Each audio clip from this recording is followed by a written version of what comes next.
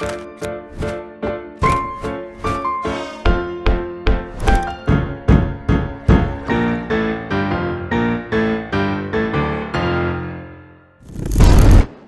yogurt? That was the most prudent question since the disappearance of the yogurt cup. Not to be confused with the Melbourne Cup. Oh God, the yogurt theories. Jesus, they were numerous. I mean, of course they were, because we had no evidence. It literally vanished right before our eyes. What on earth could have happened in that brief period when neither of us were looking that could have caused the sudden disappearance of the yogurt cup? I mean, what kind of crazed loon takes yogurt cups from the ground? Look, it's a very good question, but I had a very simple answer. Who gives a shit? Steele, this is a very serious crime scene. Someone's tampered with evidence. Crime scene? Oh yeah, oh Jesus. We gotta cordon off this area. There's been a littering. Yes, we do actually. It's quite important. I hope you had the crime scene tape because it's not on my list. Yeah, of course I have the crime scene tape. Fantastic. So we'll just cordon off this little area, won't we?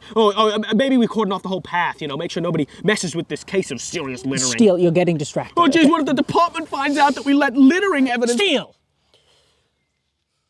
We need to create a timeline of events so that we can understand what took place. Oh, for fuck's sake. It is standard practice. Yeah, okay, look. What probably happened was a kid was walking through, he had a yogurt cup, it ran out of yogurt, he dropped it on the ground, because he's a fucking kid. He probably saw Jerry in the bushes. He was mortified, and he ran away, leaving the yogurt cup right where we found it. Really? Case closed, celebratory lunch run. No, Steele, that is entirely irrelevant. Well, it was literally a timeline of events. I don't know what you want. Irrelevant events. This is progress far past a littering issue. Well, why don't you make a timeline, genius? We found a yogurt cup at 14:36 hours. I stood guard while you ate lunch for 54 minutes.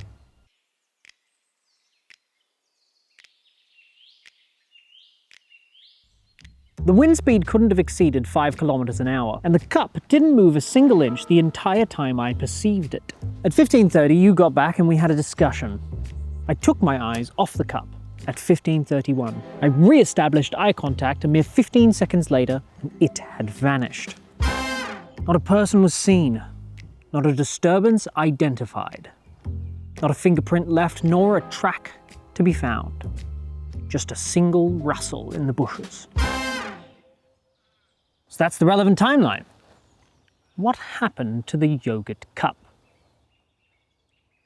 Not to be confused with the Melbourne. I mean, the man is literally walking paperwork.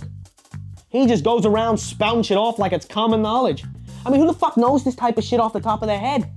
You are either a trained professional or the biggest autist on the planet. I passed my autism test with flying colours. What?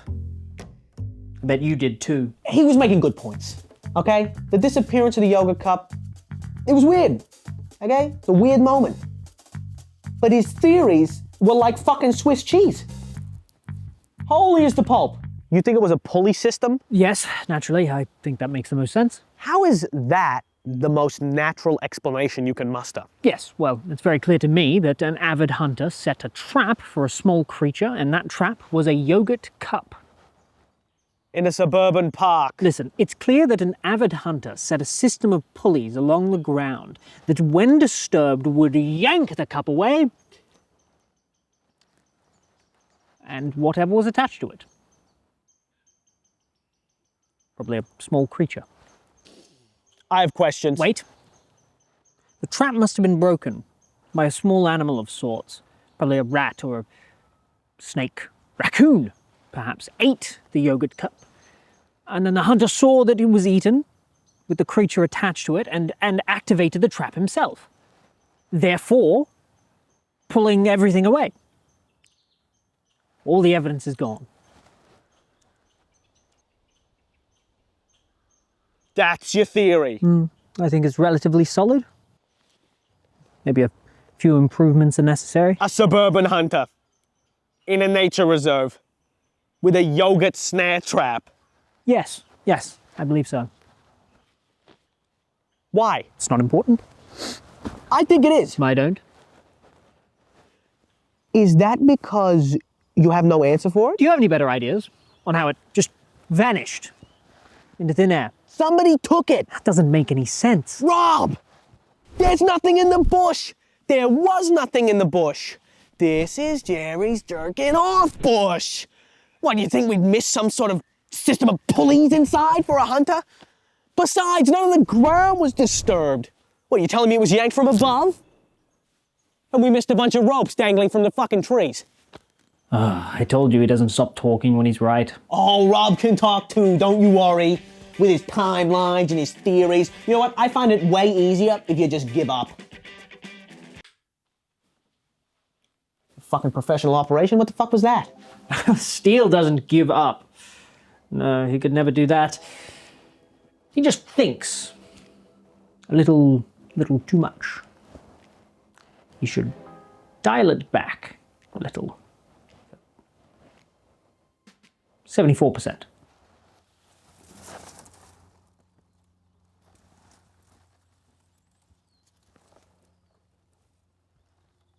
There's no pulleys in here.